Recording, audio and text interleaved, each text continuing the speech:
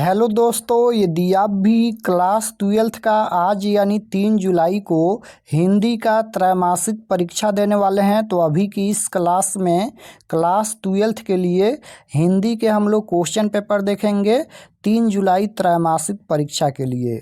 तो आप लोग इस क्लास में अंत तक बने रहिएगा।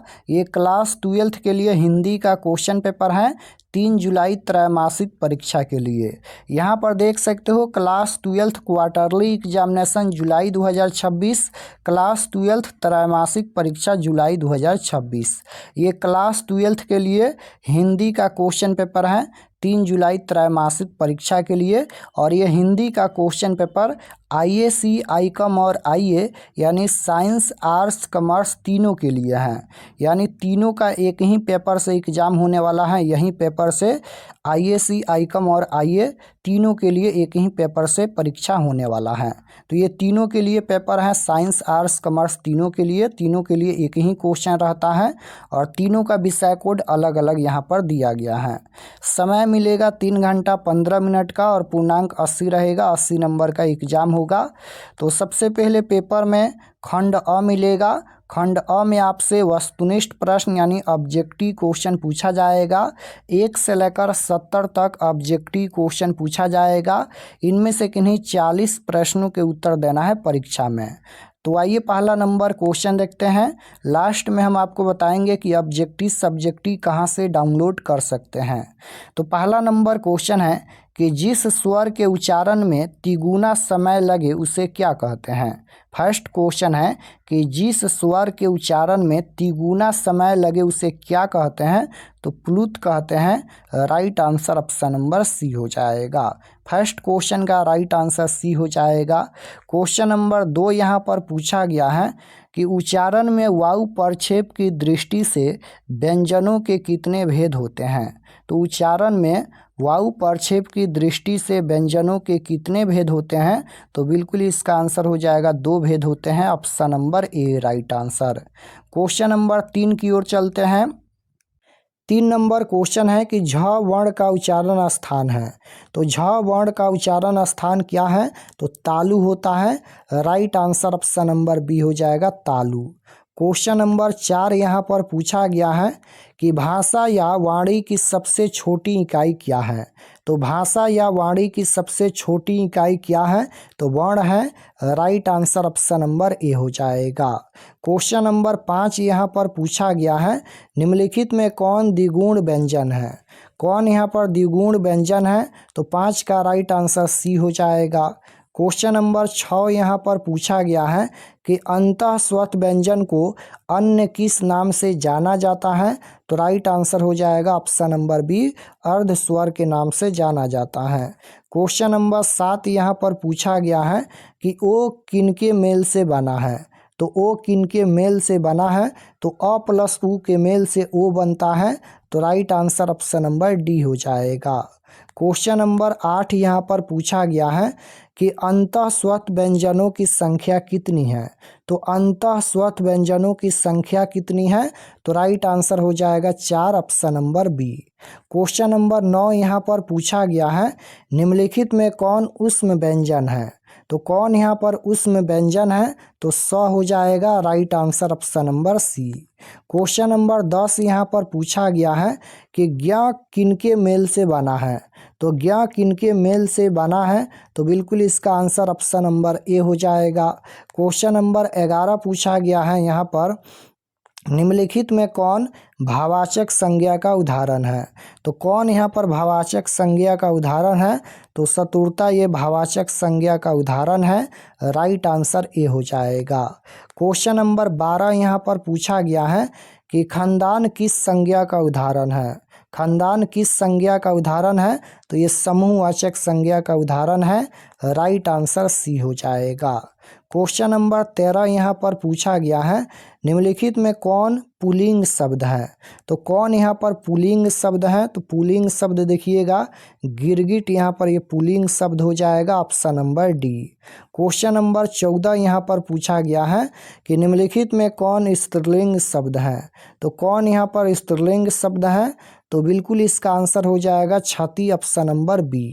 क्वेश्चन नंबर 15 यहाँ पर पूछा गया है कि ल लाइन में कौन सा प्रत्यय है। प्रत्यय पूछा गया है, तो प्रत्यय किसी भी शब्द के लास्ट में जुड़ता है, तो इसमें प्रत्यय क्या हो जाएगा, इसमें आइन प्रत्यय हो जाएगा। राइट आंसर ऑप्शन नंबर ए। 16 नंबर क्वेश्चन है कि शेरनी में कौन सा प्रत्यय है। तो शेरनी में कौन सा प्रत्यय है, इसमें नी प्रत्यय है। Right answer option number B हो जाएगा। 17 नंबर क्वेश्चन है कि 7 घोड़े दौड़ रहे हैं, इस वाक्य में 7 घोड़े किस विशेषण का उदाहरण है। तो राइट आंसर हो जाएगा निश्चित संख्यावाचक। ये संख्यावाचक हो जाएगा क्योंकि यहाँ पर बोल दिया गया है कि 7 घोड़े, तो निश्चित संख्यावाचक होगा। राइट आंसर ऑप्शन नंबर यहाँ पर ये हो जाएगा निश्चित संख्यावाचक। 18 नंबर क्वेश्चन देखिए, निम्नलिखित में कौन शुद्ध वाक्य है। तो कौन यहाँ पर शुद्ध वाक्य है, तो हड़ताल खत्म हो गई। Right answer option number B हो जाएगा, ये शुद्ध वाक्य है। क्वेश्चन नंबर 19 पूछा गया है, निम्नलिखित में कौन शब्द हमेशा एक वचन में प्रयुक्त होता है। तो एक वचन में प्रत्येक हो जाएगा, option number A right answer.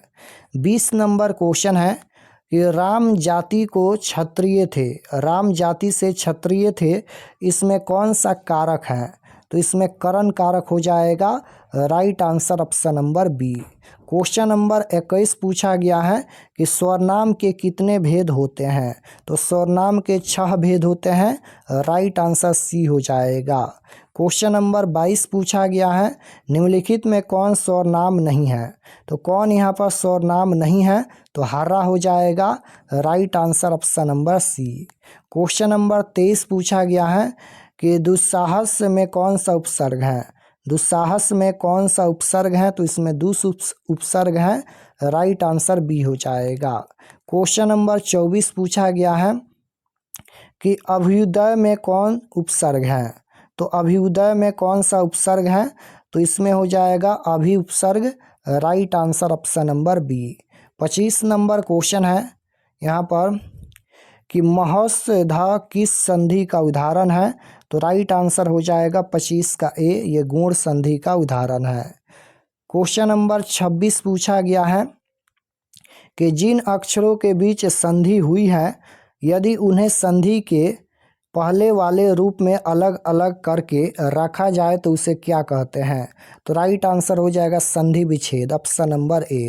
Question number 27 है कि जिस समास में अंतिम पद की प्रधानता हो उसे क्या कहते हैं।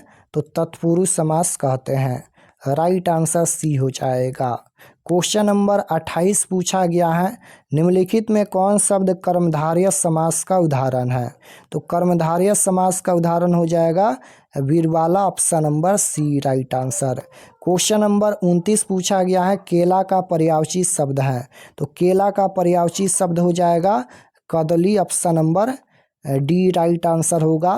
क्वेश्चन नंबर 30 पूछा गया है कि था लेना मुहावरे का अर्थ है। था लेना मुहावरे का क्या अर्थ है, तो जांच करना। Right answer option number C हो जाएगा। 31 नंबर क्वेश्चन है, निम्नलिखित में कौन रूढ़ शब्द है। तो कौन यहाँ पर रूढ़ शब्द है, तो सागर ये रूढ़ शब्द हो जाएगा। Right answer option number B होगा। क्वेश्चन नंबर 32 पूछा गया है, निम्नलिखित में कौन तद्भव शब्द है। तो कौन यहाँ पर तद्भव शब्द है, तो तद्भव हो जाएगा ऑप्शन नंबर डी, कागज यहाँ पर ये तद्भव शब्द हो जाएगा। क्वेश्चन नंबर 33 पूछा गया है कि बाल कृष्ण भट्ट के निबंधों का संग्रह है। तो बाल कृष्ण भट्ट के निबंधों का संग्रह है, तो ये हो जाएगा भट्ट निबंध, निबंध माला, option number A right answer. Question number 34 पूछा गया है, बाल कृष्ण भट्ट किस युग के साहित्यकार थे। तो बाल कृष्ण भट्ट ये किस युग के साहित्यकार थे, तो राइट आंसर हो जाएगा भारतेंदु युग के, option number C right answer हो जाएगा भारतेंदु युग के। क्वेश्चन नंबर 35 पूछा गया है कि चंद्रधर शर्मा गुलेरी रचित निम्नलिखित में कौन कहानी नहीं है। नहीं पूछा गया है, तो भोर का तारा ये नहीं है।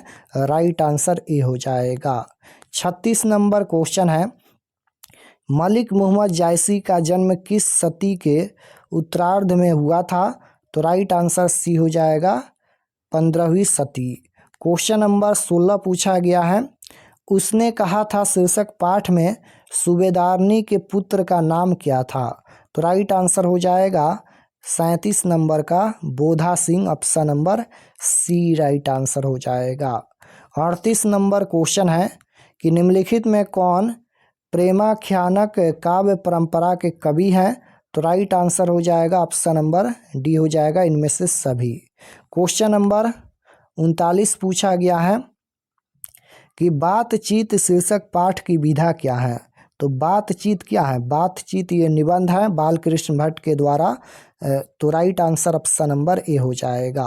बातचीत शीर्षक पाठ के लेखक कौन है? बालकृष्ण भट्ट हैं और यह एक निबंध है, तो राइट आंसर ऑप्शन नंबर ए हो जाएगा। 40 नंबर क्वेश्चन है यहाँ पर, रॉबिन्सन क्रूसो ने कितने वर्ष के उपरांत मनुष्य मुख देखा? तो राइट आंसर हो जाएगा ऑप्शन नंबर सी 16 वर्षों के उपरांत। 41 नंबर क्वेश्चन है, लहना सिंह कहाँ का रहने वाला था? तो लहना सिंह कहाँ का रहने वाला था? तो राइट आंसर हो जाएगा मांझे का, ऑप्शन नंबर ए। 42 नंबर क्वेश्चन है, कुड़माई शब्द का अर्थ है? तो कुड़माई शब्द का क्या अर्थ होता है? तो सगाई होता है, राइट आंसर सी हो जाएगा। तो 40 प्रश्नों का ही उत्तर देना है परीक्षा में। चलिए हम आपको बताते हैं कि इसका सब्जेक्टिव क्वेश्चन कहाँ से डाउनलोड कर सकते हैं। और अगर आप लोग चैनल पर नए होंगे तो चैनल को ज़रूर सब्सक्राइब कर लेना, ताकि आने वाले नेक्स्ट क्लास आपके पास ज़रूर पहुँचे। तो objective subjective question answer PDF download करने के लिए गूगल पर चले आना है और आपको सर्च करना है RK expert study. RK expert study आपको गूगल में सर्च करना है। तो जैसे ही गूगल पर सर्च करेंगे आरके एक्सपर्ट स्टडी, तो आपके सामने इस प्रकार से फर्स्ट पेज आएगा। यहाँ पर देखिएगा आरके एक्सपर्ट स्टडी है, इस पर आपको क्लिक करना है। क्लिक करने के बाद ये ओपन हो जाएगा। ओपन होने के बाद आपको नीचे आना है क्लास 12th के सेक्शन में। तो यहाँ पर देखिएगा ये क्लास 12th का सेक्शन है और इसमें सभी सब्जेक्ट का क्वेश्चन पेपर दिया गया है। तो जैसे आपको हिंदी का देखना है तो यहाँ पर देखिए 3 जुलाई class 12th Hindi question paper quarterly exam 2026, इस पर आपको क्लिक करना है। क्लिक करने के बाद सब्जेक्ट यहाँ पर देखिएगा ये हिंदी का पेज खुला है। एग्ज़ाम डेट 3 जुलाई को होने वाला है। और व्हाट्सएप चैनल आप लोग ज़रूर ज्वाइन कर लीजिएगा। इस पर क्लिक करके ये सभी परीक्षा से संबंधित जानकारी हैं, आप लोग इसे पढ़ सकते हैं। और पढ़ने के बाद यहाँ पर देखिएगा मिलेगा ऑब्जेक्टिव आंसर की, हिंदी ऑब्जेक्टिव आंसर की। यहाँ पर देख सकते हो सभी क्वेश्चन का आंसर यहाँ पर अपडेट कर दिया गया है। तो ये तो ऑब्जेक्टिव का आंसर है, बिल्कुल सही ऑब्जेक्टिव का आंसर है। ऑब्जेक्टिव का आंसर हो गया। ऑब्जेक्टिव के बाद यहाँ पर सब्जेक्टिव, यहाँ पर देखिए download subjective question PDF, download पर क्लिक करके आप लोग सब्जेक्टिव क्वेश्चन पीडीएफ में डाउनलोड कर सकते हैं।